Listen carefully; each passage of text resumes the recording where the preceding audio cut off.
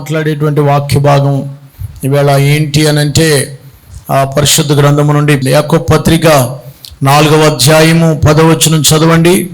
యాకోబు పత్రిక మనం అప్పుడప్పుడు బల్ల దగ్గరికి వెళ్ళేటప్పుడు ఈ వాక్యాలు ధ్యానం చేస్తున్నాం కదా, రైట్. అక్కడ ఏముందండి? ప్రభు దృష్టికి మిమ్మల్ని మీరు తగ్గించుకోండి, అప్పుడు ఆయన మిమ్మల్ని. అంతకుముందు ఈ విషయం చెప్పానా నేను? 10వ వచనం, ఒక లెటరు మనం ధ్యానం చేస్తున్నాం ప్రతి నెల కూడా. బలారాధనలో మీ హృదయాలు శుద్ధిపరచుకోండి, వ్యాకులు పడుడి, దుఃఖపడుడి, మీ నవ్వును కొన్ని మీ ఆనందాన్ని చింతకు మార్చుకోండి అని. ఇప్పుడు ప్రభు దృష్టికి మిమ్మల్ని మీరు తగ్గించుకోండి చెప్పానమ్మా. బల్ల దగ్గరికి వచ్చేటప్పుడు మనం ఏం చేయాలంటే తగ్గింపుతో రావాలి. దేవుడు ఎలాగూ ఆయన సన్నిధికి మనం చేరాలి, ఎలాగూ ఆయన ప్రభు బల్ల దగ్గరికి మనం రావాలి అనంటే ప్రియులారా, మరి ఈ మాటలు రాస్తుంది ఎవరంటే దేవుని యొక్క సహోదరుడే ఈ మాటలు రాయిచున్నారు ప్రియులారా. కాబట్టి ఇక్కడ ముఖ్యంగా మనకు కనబడేది ప్రభు దృష్టికి మిమ్మల్ని మీరు తగ్గించుకోండి. మన దృష్టికి మనం కొన్నిసార్లు తగ్గించుకున్నట్టు కనబడతాం, కానీ కొంతమంది నేను చాలా తగ్గింపు అంటారు, కానీ అసలు అది క్రియల్లో కనిపించదు, నాట్ డూయర్. కాబట్టి క్రియల్లో అది కనిపించదు. నేను చాలా తగ్గింపండి, నేను చాలా చిన్నగా ఉంటానండి అంటారు, కానీ ఒక ఆయన గురించి నేను ఈ వారంలో చూస్తున్నాను, చాలా నేను ఆకలిత్తుతాను, తగ్గించుకుంటాను అంటున్నాడు, కానీ ఆయన ఎంతసేపు కూడా అందరికంటే ఫ్యాషన్గా అందరూ చూసే విధంగా తయారవుతున్నాడు. అదనమాట తగ్గింపు అంటే. అందరి కన్నులు ఆయన మీద పడుతుంది. ఏంటి నీ డ్రెస్ కోడ్ ఎవరు వేసుకోలేదు, ఆయన ఒక్కడే వేసుకున్నాడు, అదే తగ్గింపు అంటే. కనుక యేసుప్రభువు వారు ఆయన తగ్గించుకున్నాడు కదా. తగ్గింపు అంటే ఏంటి? ప్రభు దృష్టికి మిమ్మల్ని మీరు తగ్గించుకోండి. హంబుల్ హిమ్సెల్ఫ్, లేకపోతే హ్యూమిలిటీ, మిమ్మల్ని మీరు తగ్గించుకోవడం. ప్రతి క్రైస్తవుడికి తగ్గింపు అనేది చాలా అవసరం. తగ్గాలి. మనం ఏం చేయాలండి? మనం తగ్గాలి, అంతేగాని తగ్గేదే లేదనకూడదు. కనుక చాలామంది ఇది అంటున్నారు ఈ మధ్యలో. కాబట్టి ఎక్కడికి తగ్గాలి, తగ్గేదే లేదంటే మనకి నువ్వు ఇంకెప్పుడు తగ్గిపోతూ ఉంటావు అని అర్థం. కాబట్టి మనం ఏమని చెప్పాలంటే ఎప్పుడు కూడా హెచ్చేదే లేదు అనాలి. ఓకేనా? దేవునికి స్తోత్రం కలుగును గాక. మనము తగ్గించుకోవాలి, అప్పుడు మీరేమవుతారు? హెచ్చించబడతారు. అది తగ్గేదే లేదనేది బయట వాళ్ళది, బయట సామెతది, బయట వారికి చెందేది అన్నమాట. మనదైతే మరి హెచ్చింపు అనేది మనలో ఉండకూడదు. ఎక్కడ చూసినా తగ్గింపు కనపడాలి. ఒక ఆవిడ రాసుకుంటూ వెళ్ళిపోతుంది, నిన్ను అంతలా చూసి, నీ కళ్ళు చూసేటప్పటికి ఆవిడ అల్లిపోయి తెలగా ఉనికిపోయేలా ఉండకూడదు. ఇట్స్ ఓకే అన్నామంటే పర్వాలేదు నాకు. కనుక మరి ఆ రీతిగా మనం తగ్గించుకోవాలి. ఒకవేళ నీ కుర్చీలు ఎవరన్నా కూర్చున్నారనుకోండి, అంటే నీ కుర్చీ అని ఇక్కడ ఏముండదు, కానీ మన వాళ్ళు అలాగ సెటిల్ చేసుకున్నారనుకోండి, అప్పుడు వెళ్ళి అక్కడ కూర్చోడానికి ఇలాగ పైకి కిందకి పైకి చూసాను కాబట్టి ఇంకెళ్ళిపోద్ది అనమాట. లెగ్స్ మీదండి అని కదా. కనుక మనం కొన్ని తగ్గించుకోవాలి. ఓకే, కూర్చుంటే కూర్చునేవాడిని, నేను వెనకాల కూర్చుంటాను, లేదా ఇంకో పక్కన ఎక్కడ కూర్చుంటాను కదండి. మనం కొన్నిసార్లు ఇబ్బందికరంగా ఉన్నప్పుడు తగ్గించుకోకుండా మనమే హెచ్చించుకుంటూ ఉంటాం. నేను ఇందులో తగ్గాలి, నాకేం తక్కువ అనేది మనలో సెల్ఫ్ ఇగోనెస్ అంటారు ఇంగ్లీష్లో. మనలో ఏం తగ్గటానికి ఏం ఉండదండి. నేను ఇందులో తగ్గాలి, నేను దేనికి తీసిపోతాను, అసలు నేను చెప్తున్నాను, అసలు నేను దేంట్లో తక్కువ. ప్రతివాడి ఓడు వాడతాడు పాపం. ఏంటో అంతలో కనబడి అంతలో మాయమైపోయేటువంటి ఈ మట్టి శరీరానికి ఇంత డబ్బాలు కొట్టి ఇంత హెచ్చించుకునేటువంటి ఈ బాడీకి అంత గొంతులు వేస్తాడు, అంత ఎగురుతాడు. కాసేపటికి బీపీ వస్తే కుదేలు అయిపోతాడు, అన్నింటిలో కిందడిపోతాడు. కనుక ఆ తగ్గటం అనేది చాలా ప్రాముఖ్యం. తగ్గించుకుంటే మీకు ఆరోగ్యం కూడా బాగుంటుందండి. ఎందుకులే పోనీ అని గొడవకి తగ్గించుకున్నారనుకో, ఎందుకులే పోనీ తిట్టుకుందా, నన్ను తిడితే నేను ఊరుకుంటా, నా సంగతి ఏంటో చూపిస్తాను అనకూడదు. తిట్టుకొని పోనీలే, దాని కర్మ అదే పడుతుంది, దేవుడే తీర్చుకుంటాడులే నన్ను. అక్కడికి నీ గురించి బాగా చెడ్డగా చెప్తుందండి ఆవిడ అంటారు ఒక్కొక్కళ్ళు. చెప్తుందా పర్లే, చెప్పుకొని మంచిదేలే, నా గురించి ఆ రకంగా చెప్తుందని నువ్వు అనాలని అన్నారని అనటం కాదు, మనస్ఫూర్తిగా అనాలి. మన దేవుని దృష్టిలోకి తగ్గించుకోవాలి. పాస్టర్ గారు అనమన్నారని నేను నిజంగా చర్చికి వస్తున్నాను కాబట్టి అలా తగ్గించుకుంటున్నాను కానండి, లేకపోతే నేను అసలు ఎలా ఉండేదాన్నండి. కనుక ప్రభునందు ప్రియులారా, తగ్గింపు అనేది చాలా ప్రాముఖ్యము. సరే, బైబిల్లో కొంతమంది తగ్గించుకున్న విషయాలు మీకు చెప్తాను. యేసు ప్రభు వారి కంటే తగ్గించుకున్న వాళ్ళు ఎవరండి? ఎంత తగ్గించుకున్నాడైనా? రేపు లేదు ఎల్లుండి నుంచి ఇంకా అయ్యే ప్రసంగాలు కదా మనకి. ఆయన తగ్గింపు చూస్తుంటే మనకు అసలు రియల్ హీరో ఎవరంటే యేసయ్య ఒక్కడే. ఆయనకి మించి తగ్గించుకున్నవాడు ఈ చరిత్రలో, ఈ ప్రపంచంలో ఎవరు లేడు. ఆయన కంటే తగ్గించుకున్నవాడు ఎవరు కనిపించరండి మనకి. ఎంత తగ్గింపు అంటే ఆయనకి. చూడండి, ఆయన తగ్గింపుని గురించి మొట్టమొదట మనం నోట్ చేద్దామండి. పరిశుద్ధ గ్రంథము నుండి ఫిలిప్పీలకు రాసిన పత్రికలో, మరి ఫిలిప్పీలకు రాసిన పత్రిక 2వ అధ్యాయం 5 నుంచి 8 వరకు చదివితే అందులో ఒక వర్సెస్ వ్రాయబడి ఉంటుందండి. ఆయన దేవుని స్వరూపము గలవాడై ఉండి దేవుని సమానంగా ఉండుట విడిచిపెట్టకూడని భాగ్యమనించుకొనలేదు. ఎంతగా తగ్గించుకున్నాడు చూడండి. మనుషుల పోలికగా పుట్టాడు, దాసుని స్వరూపం ధరించుకున్నాడు, తన్ను తానే రిక్తునిగా చేసుకొనెను. ఇక్కడ చూడండి, సిలువ మరణము పొందునంతగా విధేయత చూపిన వాడాయను. విధేయత చూపిన వాడై తన్ను తానే తగ్గించుకొనెను. ప్రియులారా, ఆయన సిలువ వేసే వరకు తగ్గించుకున్నాడట. అధికారం ఉంది. అమ్మా, యేసుప్రభు వారు 3 మేకులు తీసుకోలేడా? 3 మేకులు తీసుకోలేడు. ఆయన నోటితో ఒక మాట సెలవిస్తే అక్కడ ఒక భూకంపం వచ్చిందంటే వాళ్ళు ఎవరన్నా ఉంటారా? ఉండరు. సృష్టి యావత్తు సముద్రమే ఈయనకి లోబడింది కదా, గాలి కూడా ఈయనకి లోబడింది కదా, దెయ్యాలు వణికిపోయినాయి కదా, రోగులు స్వస్థపరచబడ్డారు కదా. ఆయన సిలువలో నుంచి దిగలేడంటే దిగగలడు. కానీ మన కోసం ఆయన సిలువ బెత్లెహేము వరకు తగ్గాడు. మనం క్రిస్మస్లో పశువులు పాక వరకే చెప్పుకున్నాం. పాక వరకు తగ్గాడు. ఆ చిన్న గ్రామంలో ఆ చిన్న పశువుల తొట్టి వరకు తగ్గాడు. ఈవేళ ఏం చెప్తున్నానంటే సిలువ ఎక్కేంత వరకు తగ్గాడు. సిలువ ఎక్కేంత వరకు ఆయన్ని అవమానపరుస్తుంటే పల్లెత్తు మాట అనలేదు.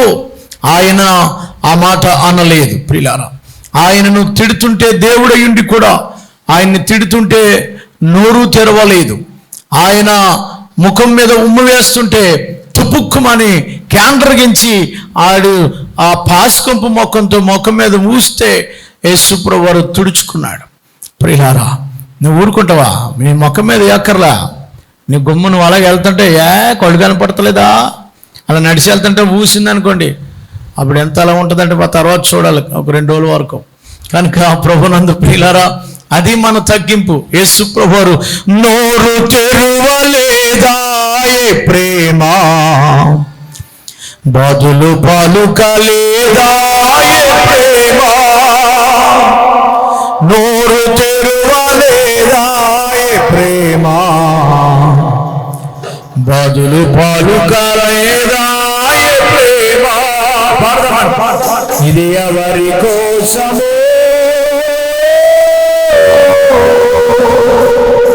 ఈ జగతి కోసమే, జనుల కోసమే, ఈ జగతి కోసమే. సిలువలో సాగింది యాత్ర, కరుణా దయగల పాత్ర. సిలువలో సాగింది యాత్ర, కరుణా చెల్లుమని కొట్టింది ఒకరు, తన భూము పైన ఉమ్మింది మరి ఒకరు. చెల్లుమని కొట్టింది ఒకరు, తన భూము పైన మరి ఒకరు. బంతులాడినారు, పరిహాసమాడినారు, బంతులాడినారు, పరిహాసమాడినారు. నోరు తెరువలేదా బదులు పలుక, నోరు తెరువలేదా ప్రేమ, బదులు పలుకలేదా ప్రేమ. ఇది ఎవరి కోసమో, ఈ జనుల కోసమే, జగతి కోసమే, ఈ జనుల కోసమే, జగతి కోసమే. సిలువలో సాగింది యాత్ర, కరుణా దయగల పాత్ర. సిలువలో సాగింది యాత్ర, కరుణా దయగల పాత్ర. హల్లెలూయా. ఆయన్ని చెల్లుమని కొట్టారట, ముఖం మీద ఉమ్మేశారట, అయినా కూడా ఆయన నోరు తెరవలేదు. ఎంతగా తగ్గించుకున్నాడంటే, నీ కొరకు శిలువ మరణము పొందునంతగా అని రాయబడి ఉంది.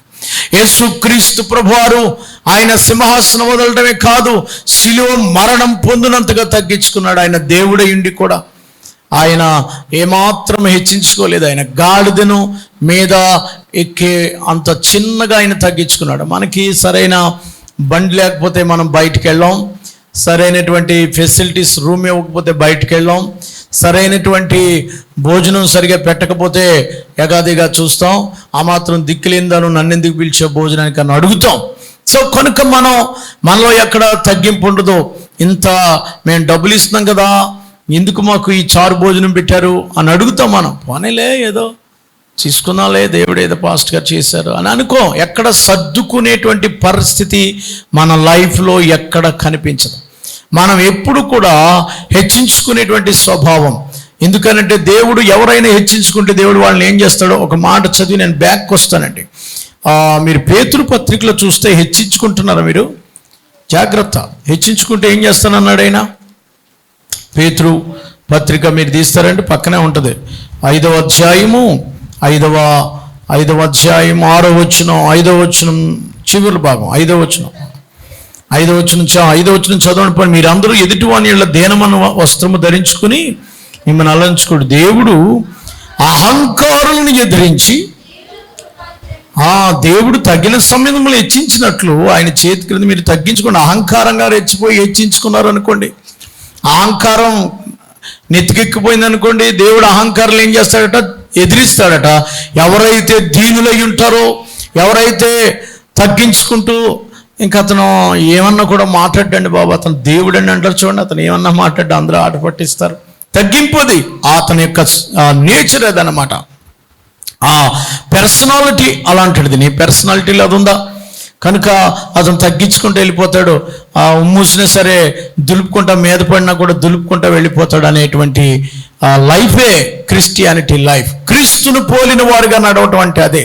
కాబట్టి ఆయన తగ్గించుకున్నాడు కదా, ఆయన దిగిపోయాడు కదా, మన కోసం అంత దిగొచ్చి మన కోసం సిలువనే మోసి రక్తము కారిస్తే నువ్వు తగ్గించుకోవటానికి ఏంటి? నీకు ఏం తక్కువ వచ్చింది? నువ్వేమన్నా పెద్ద పుడింగిని అనుకుంటున్నావా? లేకపోతే నేను అంటారు కదా, మీకు అలా బాగా అర్థమవుద్దని అలాగ అంటున్నానండి, ఏమనుకోకండి. మీరేమన్నా పెద్ద మరి పేరు మోసిన బడాయి అనుకుంటున్నావా? No no no no. అసలు ఈ స్థితిలో నేనున్నానంటే అది ఎవరు ఇచ్చారండి? అది తెలుసా మీకు? నేను ఈ బట్టేసుకున్నానంటే కారణం ఎవరు? దట్ ఈస్ దేవుడు.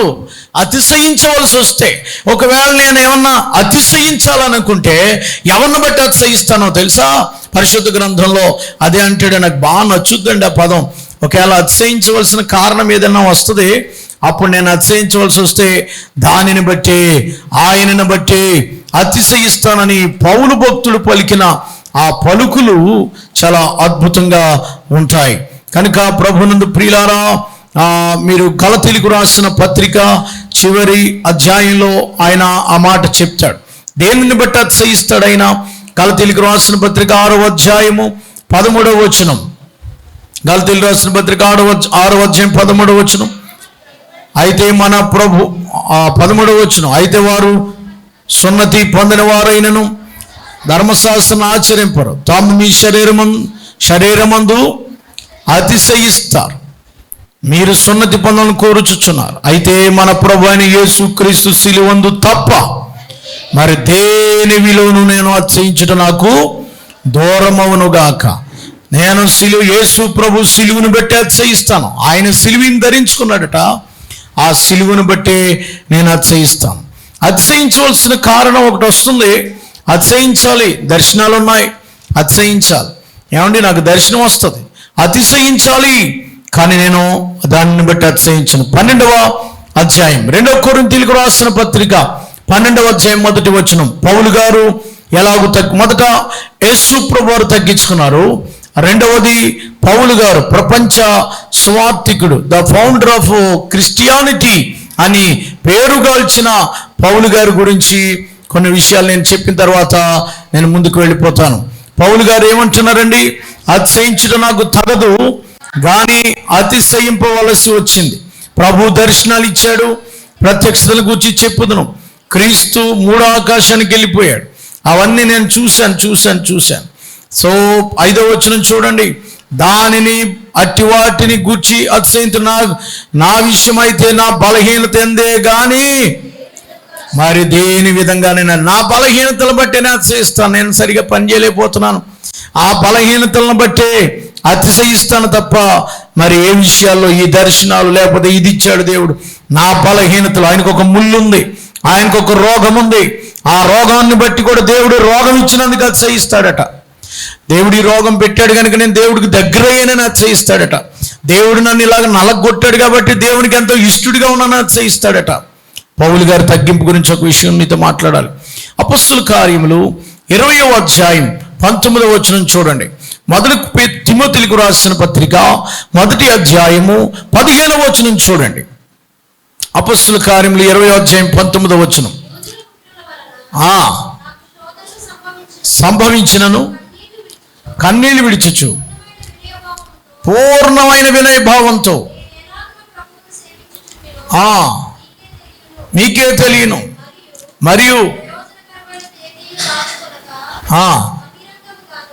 చూడండి పౌలు గారు ఎప్పుడు కూడా వినయంగా ఉంటున్నాడట. మొదటి తిమోతిలకు రాసిన పత్రిక 1:15లో ప్రధాన పాపిని అని ఒప్పుకుంటున్నాడు. ఎంత తగ్గించుకున్నాడో చూడండి. ప్రధాన పాపిని. ప్రియులారా, యోధా మత ప్రవిష్టుడైన ఈయన ఎంత క్వాలిటీస్ ఉన్నాయో తెలుసా ఈయనకి? మీకు ఒక విషయం చెప్పాలి, ఈయనకున్న హెచ్చింపులు మనలో ఎవ్వరికి లేవు. పౌలు గారికి ఉన్న గౌరవాన్ని మీరు చూస్తే, ఆయన గమాలియేలు పాదాల యొద్ద మరి ట్రైనింగ్ పొందినవాడు, గొప్ప క్యారెక్టర్ ఆయనకు ఉంది. గమాలియేలు పాదాల దగ్గర మీకు ఎక్కడ కనపడుతుంది అంటే ఫిలిప్పీలకు రాసిన పత్రిక 3వ అధ్యాయంలో 5వ వచనంలో మీరు చూస్తే, ఆయన 8వ దినాన్ని సున్నతి పొందాడు. అంటే ధర్మశాస్త్రంలో నెంబర్ 1 అన్నమాట. ఎవడైనా యూదుడు నిక్కర్చు పక్క జాతిలో పుట్టినోడు అంటారు కదా, నువ్వు పక్క జాతులోడు అయితే ఆ జాతిలో పుట్టినోడు అనమాట ఈయన. అందుకనే యోధా జాతి గురించి చెప్తున్నాడు. 8th డేని నాకు సున్నతి చేయించే వాడు పక్క జాతిలో పుట్టినాడు, క్రిస్టియన్. నేను బాప్తిసం పొందినోడిని, ఇశ్రాయేలు వంశస్థుడిని. నేను ఇశ్రాయేలుని. ఇంకొకటి బెన్యామీనుని. నేను ఇంకా ఎవరినో తెలుసా? నేను ధర్మశాస్త్ర విషయంలో పరిచయండి, ఆసక్తి విషయంలో సంఘాన్ని హింసించేవాడిని. నాకు ఏవి లాభకరంగా ఉంటాయో అవన్నీ నేను దేవుని బట్టి నష్టముగా ఎంచుకుంటున్నాను అన్నాడు. అది తగ్గించుకోవడం అంటే. ఆయనకి అపొస్తలుడు, ఆయన ఎవరు? కడమ అపొస్తలులు అంటాడు. 2 కొరింథీయులకు రాసిన పత్రిక 5వ అధ్యాయంలో, 1 కొరింథీ కానీ కడమ అపొస్తలుడు అంటాడు. ప్రవక్త, ఆయన దైవజనుడు, మిషనరీ ఎన్నో ప్రాంతాలకి, కొరింథీ, గలతీ, రోమా, ఎఫెసీ, తెస్సలోనిక, లవదోకియా, ఈ ప్రాంతాలన్నీ తిరిగి సంఘాలు కట్టినటువంటి పెద్ద మిషనరీ. ఆయన తగ్గించుకుంటున్నాడు. నేను ప్రధాన పాపిని, నేను దీనుడిని. ఎంత స్టేటస్లో బైబిల్ ట్రైనింగ్ విషయంలో గమాలియేలు పాదాల యొద్ద నేను తర్పీదు పొందిన వాడని. అంత గొప్ప ప్రయాణికుడు, మిషనరీ అంటారు ప్రయాణికుడిని. ఎందుకంటే దేవుని సువార్త చేస్తూ ఆయన క్రీస్తుని చూడండి 8వ వచనంలో 3:8 ఫిలిప్పీలకు రాసిన పత్రికలో, నిశ్చయంగా నా ప్రభువైన యేసుక్రీస్తుని గురించి అతి శ్రేష్టమైన జ్ఞానము నిమిత్తము సమస్తము నష్టంగా ఎంచుకుంటున్నాను. నేను క్రీస్తుని సంపాదించుకోవడానికి నేను పునరుద్ధాన ఫలం పొంద అవన్నీ 11 చదువుకుండా శ్రమలు పాలువాడకు ఎట్టుదో ఎరుగు నిమిత్తము సమస్తమును నష్టపరుచుకుని వాటిని దేంతో సమానం అంటమ్మా? పెంట, ఆయన డిగ్రీలన్నీ పెంటతో సమానం అంటున్నాడండి. మనకేముండాలి? ఎంఏ, ఎల్ఎల్బి, డిడిఎల్, బిడిఎల్ ఇవన్నీ రాయాలి. ఒక డిగ్రీ తక్కువైంది ఒక ఆయనకి. బాబు అక్కడ లిట్ అని పెట్టాలి. ఆయన ఎంఏ లిట్ వేయడంట, లిటరేచర్ అయినట్టు ఎల్ఈటిటి అని పెట్టాలట. ఏం తక్కువ వచ్చినా ఒప్పుకోం బాబు. ఈ ముందే పడలేదు, రెవరెంట్ పడలేదు బాబు. ఈ క్రింద ఇంకా ఏదో ఆ కింద నా డిజిగ్నేషన్ ఏంటి తెలుసా? Most right reverend ordinator and moderator. అబ్బాబ్బాబ్బా.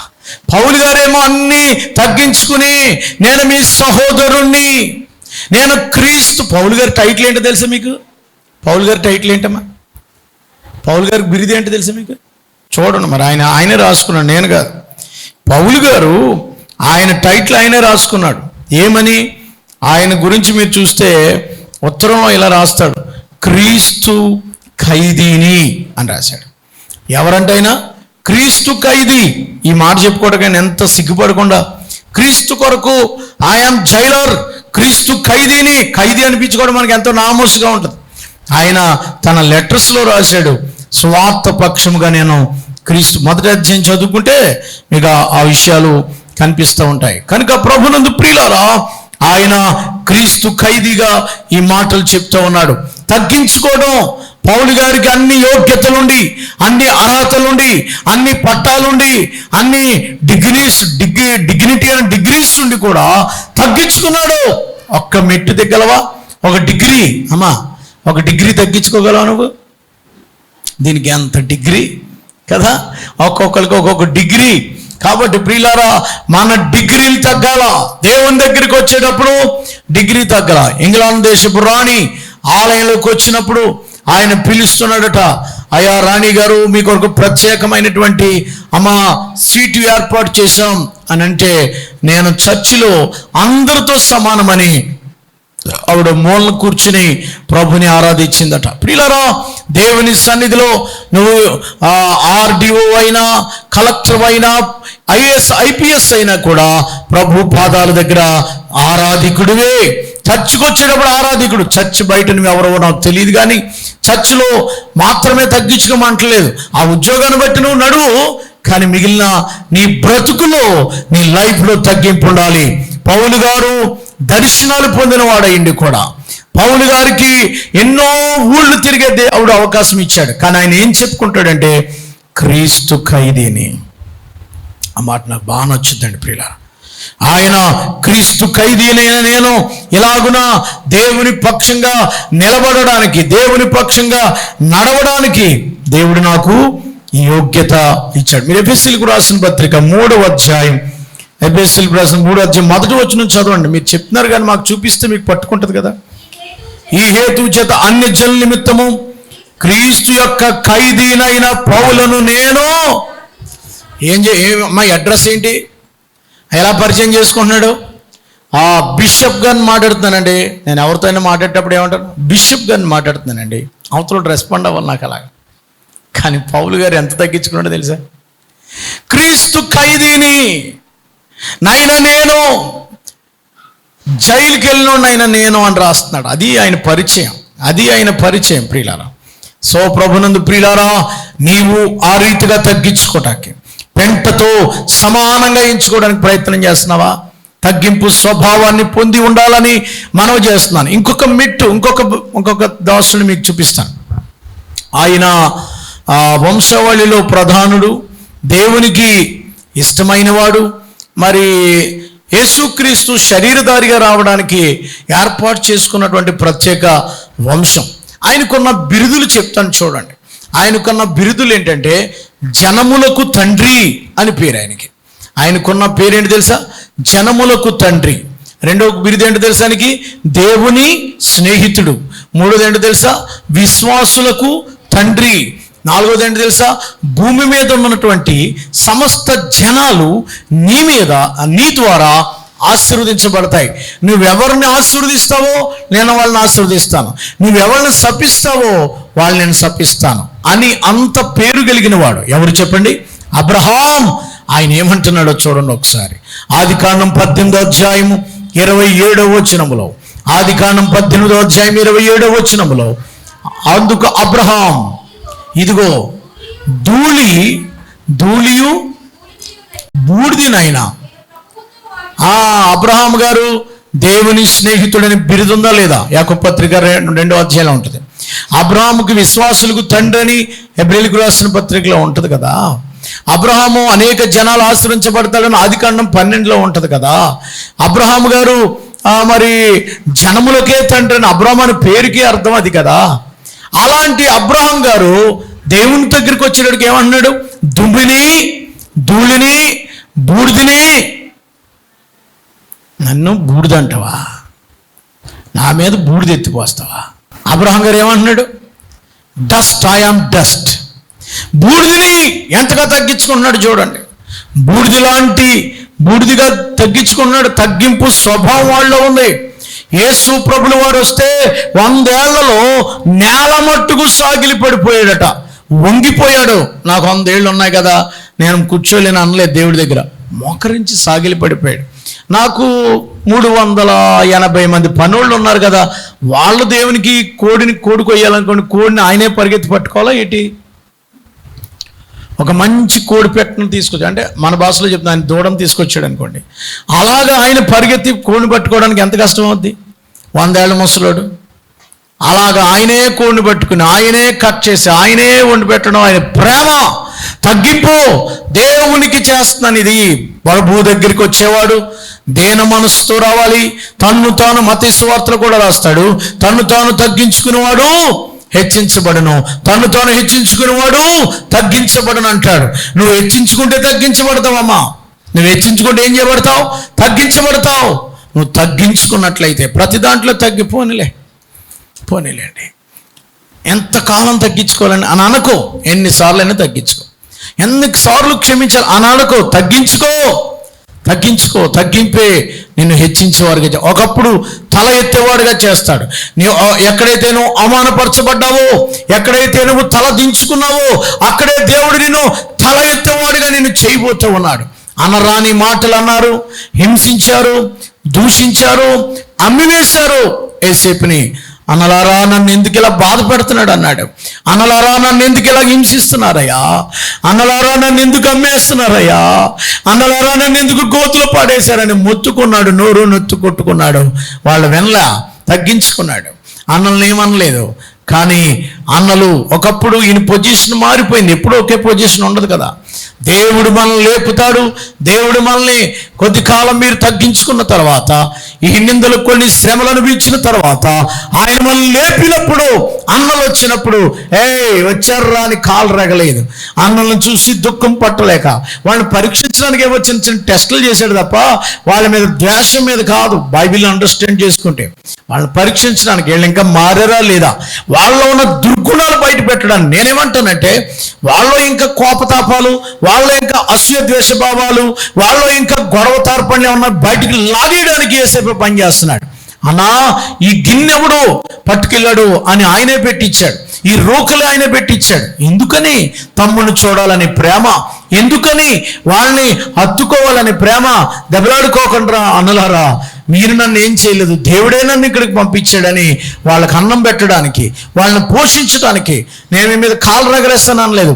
అయ్యా దేవుడు లాంటోడు అని యేసేపు అంటుంటే, యేసేపు అంటాడు నేను దేవుళ్ళు అంటున్నా. మీరు దేవుడు నేనేమన్నా క్షమించడానికి దేవుడు క్షమిస్తాడు, ఎందుకు మీరు అలాగానే ఏడ్చాడు యేసేపు. అది తగ్గింపు. సమయం దొరికిందని రివెంజ్ తీర్చుకోలే. ఇప్పుడు నా టైం వచ్చింది, అప్పుడు నన్ను గోతులు పాడేశారు కదరా, ఇప్పుడు కాళ్ళ దగ్గర రండి మొక్కండి అన్నాడా? టైం దొరికిందయ్యా, అప్పుడు రండి మొక్కండి, నా కాళ్ళ మీద పడండి అన్నాడా? అనలేదు. తగ్గించుకున్నాడు. యేసేపు తగ్గింపును బట్టి దేవుడు అతను హెచ్చించాడు. యేసేపు యొక్క ధ్యాన జీవితాన్ని బట్టి దేవుడు అని హెచ్చించాడు. ఎవరు దేవుని దృష్టికి తగ్గించుకుంటారో, ఎవరు తమ హృదయాలలో దేవుని దృష్టికి సబ్మిట్ చేసుకుంటారో దేవుడు. నేను ఇప్పటికే 3 గురించి చెప్పేశాను. ఒకటి యేసు ప్రభు వారు, రెండవది పౌలు గారు, మూడవది అబ్రహాం గారు, నాలుగవది యేసేపు కూడా టచ్ చేశాను. లిస్టులో ఆయన లేడు, అలాగ వచ్చాడు ఆయన కాబట్టి ఆయన కూడా వచ్చాడు. దేనికి స్తోత్రం కలుగును గాక. ఇంకొక ఆయన ఉన్నాడు లిస్టులో, ఆయన గురించి చెప్తాను చూడండి. ఆయన మరి సకల విద్య నైపుణ్యత గలవాడు, సకల శాస్త్ర ప్రావీణ్యత గలవాడు. మరి గొప్ప నాయకుడు, దేవునితో ముఖాముఖిగా మాట్లాడగలిగినోడు, దేవుణ్ణి చూడగలిగినోడు, భూమి మీద ఉన్న వారందరిలో మిక్కిలి సాత్వికుడు, ధర్మశాస్త్రానికి ప్రతినిధి, మంచి ఆర్కిటెక్చర్, లేకపోతే మంచి నేర్పరగలిగినోడు, మరి యుద్ధం చేయటంలో నెంబర్ 1. అలాంటి వాడు ఏమంటున్నాడు తెలుసా? నిర్గమాకాండం 3వ అధ్యాయం 11వ వచనంలో, నిర్గమాకాండము 3వ అధ్యాయం 11వ వచనం చదువుతారండి. అందుకు మోషే, నేను ఫరో ఎదుటకు వెళ్ళుటకును ఇశ్రాయేలును ఐగుప్తులోకి తోడుకుని పోవుటకును నేను ఎంతటి వాడిని ప్రభువా, నేనెంతటి వాడిని, నా ఇల్లు ఏపాటిది, ఏమండి నేనెంతటి వాడిని దేవుని దగ్గర ఆయన అంటున్నాడు. 4:11 ఆయన అంటున్నాడు ప్రియులారా, 4:11 కూడా ఆయన అంటున్నాడు, ఇదిగో నేను 10వ వచనం అనుకుంటా. అందుకు మోషే ప్రభువా, 10వ వచనం చూడండి. ఇప్పుడు నేను నా నోటిని ఏర్పరిని కాను, నోటిని మాంద్యము గలవాడి, నాలుక మాంద్యము గలవాడినని యెహోవాతో చెప్పగా, నీ వెళ్ళబ్బాయిని నీకు తోడుగా ఉంటాను. అయితే మోషే సకల విద్య ప్రావీణ్యత కలిగినవాడని కూడా మీకు అక్కడ ఉంటుంది. ఎక్కడ 2వ అధ్యాయంలో ఫరో ఇంటి దగ్గర 1వ అధ్యాయంలో సకల శాస్త్ర ప్రావీణ్యతలు 2వ అధ్యాయంలో నేర్చేసుకున్నాడు ఆయన. మోషే గారు మీకు ఇంకా కావాలంటే మోషే గారి గురించి ఎక్కువ విషయాలు అపొస్తలుల కార్యములు 7వ అధ్యాయంలో ఉందండి. ఏమంటే మోషే గారు మీరు ఇక్కడ నత్తోడంటే నత్తోడు అనుకోకండి, ఆయన దేవుని దగ్గర అలా తగ్గించుకుంటున్నాడు, అంతకు నిజంగా మా నత్తోడు అనుకోకండి మీరు. 7వ అధ్యాయం అపొస్తలుల గారు కొత్త నిబంధనలు ఆయన గురించి సవివరణంగా ఇచ్చారండి. కొత్త నిబంధనలు అపొస్తలుల కార్యములు 7వ అధ్యాయము 22వ వచనం చదవండి. అపొస్తలుల కార్యములు 7వ అధ్యాయం 22వ వచనం. మోషే ఐగుప్తీయుల సకల విద్యలను అభ్యసించి మాటల యందు కార్యముల యందు ప్రవీణుడై ఉండేను. చప్పలు కొట్టి దేవునికి స్తోత్రం చెప్పండి. మాట మాంద్యం గలవాడని తగ్గించుకున్నాడు. ప్రభువా నన్ను వదిలేను ఆయన, నేను ఎంతటోనయ్యా, నా బలమే పాటిదయ్యా, నేను దీనుడునయ్యా అంటున్నాడు. లేదు, నువ్వు బలవంతుడుగా ఉండాలా, నీవు నాయకుడు. తగ్గించుకోవటం అది నేనెంతటి వాడిని ప్రభువా. ప్రియులారా, తగ్గింపు ఉన్నదా నీకు? బాబు తగ్గించుకుంటున్నావా? బల దగ్గరికి వచ్చినప్పుడు తగ్గించుకుంటున్నావా? దేవుని దగ్గర తగ్గించుకుంటున్నావా? ఓర్చుకోగలుగుతున్నావా? మీలో ఎవరైనను బల్ల దగ్గరికి వచ్చినప్పుడు వ్యాజ్యమేమైనా కనబడిన ఎడల మీరు ఒప్పుకొని రావాలని ఉంది కదా. తగ్గింపేది, తగ్గింపు కావాలి. మోషే తగ్గించుకుంటున్నాడు. ఇదిగో 250 మంది తిరగబడిపోయారు. మోషే రండిరా చూసుకుందాం అన్నాడా? వాళ్ళ ముందు ఏమన్నాడమ్మా? ఏమన్నాడు? వాళ్ళందరూ తిరగబడితే? సంఖ్యాకాండంలో మీకు తెలియట్లేదు కాబట్టి చూపించాలి మరి. సంఖ్యాకాండము 16వ అధ్యాయం కదా, ఎస్ రైట్. సంఖ్యాకాండము 16వ అధ్యాయం. జనులందరూ పోగొడిపోతే మోషే గారు వాళ్ళు హెచ్చించుకున్నప్పుడు ఒక పని చేశాడు ఆయన. మీతో మాకు ఇక పని లేదన్నప్పుడు మోషే ఏం చేస్తున్నాడు? అక్కడ చక్కగా రాయబడి ఉంటుంది. వాళ్ళందరూ ఎదుట మోషే గారు ఏం చేశారంటే 4వ వచనం మీరు ఎలా హెచ్చించుకుంటున్నారంటే, మోషే కోరహు అభిరాములు ఎదుట సాగిలి పడ్డాడట. నేను హెచ్చించుకోవడం ఏంటి? నేను కోరుకున్నానా? నేను వద్దన్నానే? నన్ను దేవుడు తీసుకొచ్చాడు కదా సంఘమాని సాగిలి పడిపోయాడట. ఒక్క మాట అనలేదు ఆయన. ప్రియులారా, మోషే దగ్గర ఉన్న క్వాలిటీ ఏంటంటే సాగిలి పడిపోవడమే. తిరగబడలేదు, ఏమనలేదు, దేవుడు చూసుకుంటాడు, నేను సాగిలి పడుతున్నాను. ఒక్కొక్కసారి మనల్ని ఆయా మాటలు అన్నప్పుడు మోషేలో ఉన్న తగ్గింపు, ఇంకొక ఆయన తగ్గింపు చెప్తే మీకు ఇంకా చాలా బాగుంటుందండి. పరిశుద్ధ గ్రంథంలో ఆయన అంత తగ్గించుకున్నాడంటే నాకు చాలా ఆశ్చర్యంగా ఉంది. ఆయన అంత తగ్గించుకున్నాడంటే నాకు చాలా ఆశ్చర్యంగా ఉంది ప్రియులారా. ఆయనకి మోషే గారు తగ్గించుకోవటంలో ఒక్క దెబ్బ కొట్టాడు అనుకోండి, ఒక్క పంచి ఇచ్చాడు అనుకోండి, మోషే ఏమవుద్ది? ఒక్క గుద్దుకి మీరు ఇంకా ఎలాగలా కుస్తీ పట్టి ఎలాగ 4 గుద్దులు కొద్దాలేమో. సింపుల్గా ఒక పంచి ఇచ్చాడు, చచ్చిపోయాడు. ఎవరు? ఐగుప్తీయుడు. ఫస్ట్ బయటకు వచ్చాడు. సకల విద్య నైపుణి, కరాటీ. ఆయనకి కరాటీ వచ్చు, బ్యాక్ బెల్ట్ వచ్చు, కుంగుపు వచ్చు. మీ దగ్గర ఎన్నున్నాయన్నీ వచ్చాయి ఆయనకి. ఎందుకంటే ఆయన్ని నేర్చుకున్నాడు. ఆయన రాజకుమారుడు కదా. ఏ కుమారుడమ్మా? జిమ్ మీరేం చేశారు? గాడిదగుడ్డు ఆయన బోల్డ్ చేశాడు.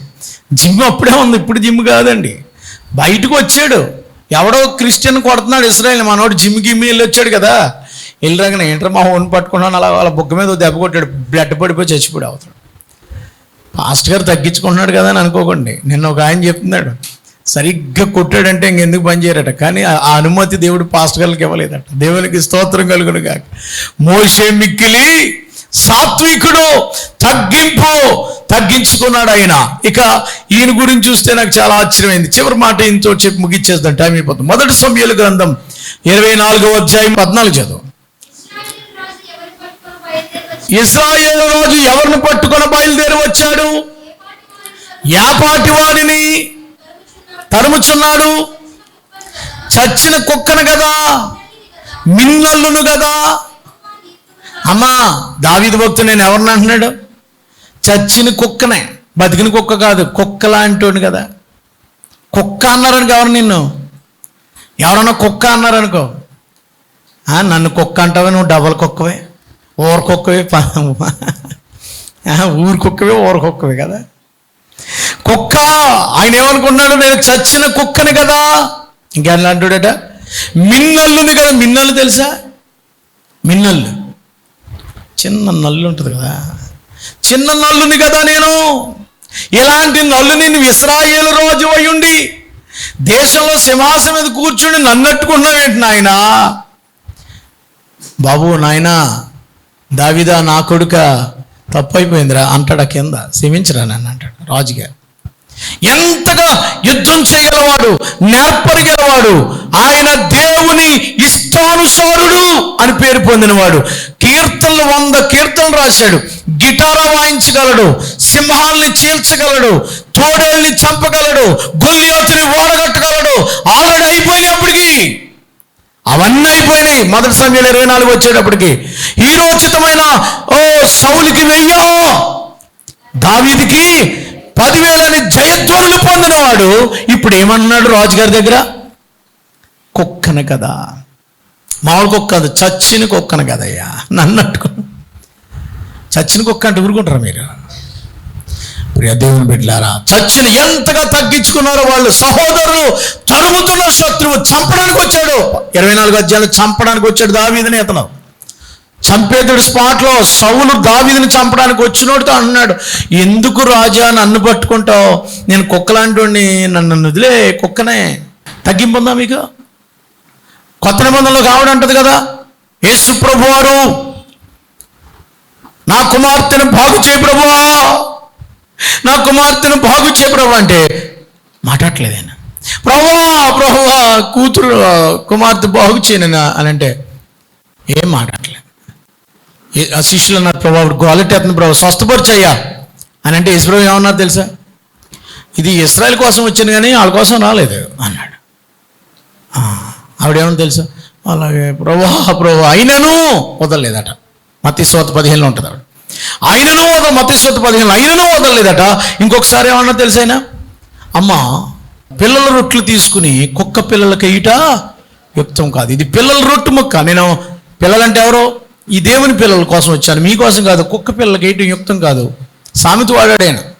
పిల్లలకు కొన్న రొట్టె ఎవరికి వేయటం యుక్తం కాదు, కుక్క పిల్లలకు వేయుట యుక్తము కాదు అని చెప్పాడు. ప్రభునందు ప్రియులారా, దేవుని వాక్యం ఏం చెప్తుందనంటే రొట్టె చూడండి. అప్పుడు ఏమంటది, పడిపోయిన రొట్టె ముక్కల్ని ఎవరు తింటారు? పడిపోయిన రొట్టె ముక్కల్ని ఎవరు తింటారండి? కుక్క పిల్లలే కదా తిని. మన ఇంగిలి మెతుకులు పడైతే ఎవరు తింటారమ్మా? అప్పుడేమన్నా, నేను కుక్క పిల్లలు తింటాయి కదా ప్రభా, నేను కుక్కనే కదా. నేనేంటి ఈ ఎంగిలి మెతుకులు తినేదాన్ని నేను? అమ్మా, నిన్ను అలాగ అనాలని కాదు, కానీ నీ విశ్వాసం చాలా గొప్పది. నువ్వు కోరినట్టే ఈ క్షణంలో జరుగుతుంది. నువ్వు ఎంతవరకు నా మీద నమ్మకం ఉంచుతాను పరీక్షించాడు. తగ్గించుకుంది.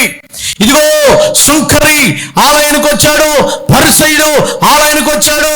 సుంకరి లూకా సువార్త 15వ లూకా సువార్తలో 18వ అధ్యాయంలో ఆయన ఈ మాట మాట్లాడతాడు కదా. ఏమని? ఇదిగో ఆయన దూరమున నిలిచుండి. లూకా సువార్త 18వ అధ్యాయం. Yes, am I right? 18వ అధ్యాయంలో 11వ వచనంలో ఆయన దూరమున నిలబడి, సుంకరి దూరం నిలబడి ఏమన్నాడండి? పాపిని ఎంతగా తగ్గించుకున్నాడు? ఆకాశం వైపు కన్నులెత్తుటకైనను ధైర్యము చాలక.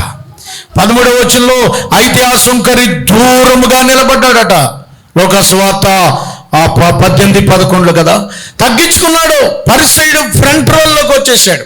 పరిసైడు ఈ దుర్మార్గుడు, ఈ పనికిమాలినోడు, ఈ పాపి, ఈ వ్యభిచారి, ఈ తాగుబోతు, ఈ దొంగ, ఈ పనికిమాలినోడు అని ఈ చర్చిలోకి వచ్చే పెద్ద మనిషి తిడుతుంటే, ఆ పాపి, దుర్మార్గుడు, దొంగ అయినోడు వెనకాల కూర్చుని అన్నాడు, అవును ప్రభువా, అవును ప్రభువా అన్నాడట. ఏమన్నాడు? ఈ సుంకర్ లాంటి కాదు ప్రభు అన్నది లేదు అక్కడ. 11వ వచనం చదివి ముగించేస్తాను. పరిసైడు నిలబడి దేవాలైన చోరులను, అన్యాయస్తులను, వ్యభిచారులను, ఇతర మనుషులను ఈ సుంకరి వలె ఏమన్నాడండి?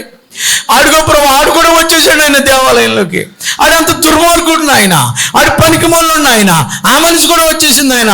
ఆ మనిషి తిరిగిపోతున్నా ఆయన, ఈ మనిషి తిట్టిపోతున్నా ఆయన అని నువ్వు హెచ్చించుకుంటున్నావు. నీలో లోపాలు లేనట్టు చూస్తున్నావు. కానీ సుంకరి yes Lord, yes Lord, yes Lord, నేను మందిరంలోకి రావడానికి యోగ్యత లేదు ప్రభువా, చచ్చి మెట్లు ఎక్కడానికి నాకు యోగ్యత లేదు ప్రభువా, నేను దుర్మార్గుండే ప్రభువా, నన్ను క్షమించని రొమ్ము కొట్టుకుంటూ, గుండెలు పాదుకుంటూ ఏడుస్తుంటుంటే యేసయ్య ఏమన్నాడు తెలుసా? ఇతని కంటే అతడే బెటర్ అన్నాడు. అంతే. చప్పుడు కూడా దేవునికి స్తోత్రం చెల్లిద్దాం. ఇక్కడ పొగుడుకునేవాడి కంటే, హెచ్చించుకునేవాడి కంటే, అక్కడే 14వ వచనం రాశాడు, అతని కంటే ఇతడు నీతిమంతుడిగా తీర్చబడిన తాను ఇంటికి వెళ్ళిన మీతో చెప్పుచున్నాను, తను తాను హెచ్చించుకునేవాడు తను తాను తగ్గించుకునేవాడు హెచ్చించబడతాడు. జాగ్రత్త సుమా. ప్రియ దేవుని బిడ్డలారా, ముగిస్తున్నాను. ప్రభు బాల దగ్గరికి వచ్చేటప్పుడు ఒప్పుకుంటావా లేకపోతే హెచ్చించుకుంటావా వస్తావా? నాలో ఏ తప్పు లేదు అని నిన్ను నువ్వే సమర్థించుకుంటావేమో. దానికంటే నేను బెటరు అనుకుంటున్నావేమో. దేవుడు అన్నాడు, ఎప్పుడైతే మనసు వచ్చిందో నీకంటే ఆడే బెటర్ అంటాడు ఆయన. దానికంటే నేను బెటరు, ఆడికంటే నేను బెటరు అని నువ్వు ఎప్పుడైతే బేరేజ్ వేసుకుంటున్నావో, నాకు వాడికి పోలికేటి నో నో నో. దేవుడు వాడిని కూడా క్షమించడానికి, వాడి కొరకు కూడా రక్తం ఖర్చడానికి, వాడు నరకానికి వెళ్ళిపోతుంటే వాడి కొరకు కూడా పాపం పెట్టాడు ఆయన. ఏ మనుషుడు నిషేధింపదగిన వాడు కాదు, అందరూ దేవుని దగ్గరికి రావాలని దేవుని సంకల్పం ఉంటుంది. ఏ స్వభావం ఇది? బల్ల దగ్గరికి వచ్చే ముందు తగ్గించుకుంటున్నావా, హెచ్చించుకుంటున్నావా? ఇంతమందిని ముందు పెట్టానే. ఒక అబ్రహాం దుమ్మి ధూళి అన్నాడు. యేసు ప్రభువారు సిలువ పొందినంతగా తగ్గించుకున్నాడు. దావీదు కుక్కని, మిన్నలను తగ్గించుకున్నాడు. ఇంకా మోషే నేనంతటి వాడిని ప్రభు అన్నాడు. అపొస్తలుడైన పౌలు ప్రధాన పాపిని, నాకున్న డిగ్రీలు, నాకున్న కళలు, నాకున్న జ్ఞానం పెంటతో సమానం, నేను అతిశయించవలసి వస్తే దేవుని బట్టే అతిశయిస్తానని పౌలు గారు తగ్గించుకుంటున్నాం మనం చూసాం. ఏసేపు తగ్గించుకోవడం మనం చూసాం. సుంకరి తగ్గించుకోవడం మనం చూసాం. సురేబెనికి వంశస్థురాలు, కానాను దేశస్థురాలు తగ్గించుకోవడం మనం చూసాం. తగ్గింపు లేకుండా గర్విష్టిగా, ఇగోనెస్ లేకపోతే ప్రౌడ్, లేకపోతే ఇతరులను చూసి ఆ యొక్క వెలిచూపు, లేకపోతే వేలెత్తి చూపే చూపు, తీర్పు తీర్చే మనస్సు తీసివేసుకుని నేను కూడా ఒకప్పుడు అలాంటి దానిని, నేను కూడా ఒకప్పుడు అలాంటి వాడిని, ఆ దేవుని చేత కనికరింపబడి బల్ల దగ్గరికి వస్తున్నానని తగ్గించుకొని ప్రార్థించుకుని మనం బల్ల దగ్గరికి వద్దాం. తల వంచుదాం, ప్రార్థన చేసుకుందాం, తగ్గించుకుని మనస్సుతో దేవుని దగ్గరికి వద్దాం. ప్రభువా, విత్తబడిన వాక్యం నా హృదయాల్లో ఫలింపచేయి ప్రభువా. ప్రతి వార్తల్లో వంచుదాం, ప్రతి వార్తల్లో. యేసయ్యా, ఎందుకు నాయన హెచ్చించుకుంటావు? నీ కులాన్ని బట్టా, నీ మతాన్ని బట్టా, నువ్వు వేసుకున్న డ్రెస్ని బట్టా, నీకున్న బిల్డింగ్ని బట్టా, నీకున్న ఉద్యోగాన్ని బట్టా, నీకున్న డబ్బుని బట్టా, నీకున్న అందాన్ని బట్టా, నీకున్న చదువుని బట్టా, నీకున్న ఏ యోగ్యత నాకు తెలీదు. పౌలు పెంట, దావీదు మహారాజ్, కానీ కుక్క అనుకుంటున్నాడు ఆయన. ఇంకా చాలా చాలా తగ్గించుకుంటాడు. అల్పమైన దాన్ని అంటాడు, బెత్తుడు అంటూడు అంటాడు, దీనుడుని అంటాడు. తగ్గింపు లేదు మనకి. దేవుడి సన్నిధి అంటే భయం లేదు. దేవుని దృష్టికి మిమ్మల్ని మీరే తగ్గించుకోండి. యాకోబు యేసుప్రభు సహోదరుడు క్రీస్తు దోసుని అనుకున్నాడు. ఆయన అడ్రస్ ఎలా చేశాడు? మొదట నేను దోసుడిని. పౌలు గారు కూడా నేను దోసుడిని. యేసు ప్రభువారిని దాసుని పోలిక ధరించుకున్నాడు దేవుడై ఉండి. సర్వెంట్, పని మనిషి. మీ బాగా అర్థం అవ్వాలంటే దాసుని. తగ్గింపేదండి. నీ హృదయంలో ఎక్కడైనా ఉందేమో తీసేయి. తగ్గించుకోవాలి. ప్రభువా తగ్గించు, నా హృదయాన్ని కడుగు నాయన, నా పాప జీవితాన్ని కడుగు ప్రభువా, నాకు తగ్గింపు జీవితం దయచేయి ప్రభువా. యేసయ్యా తగ్గింపు మనస్సు దయచేయి ప్రభువా. ఓ దేవా, ప్రార్థన. మహాపరిశుద్ధుడైన మా తండ్రి, దేన మనస్సు, తగ్గింపు మనస్సు మాకు అనుగ్రహించండి.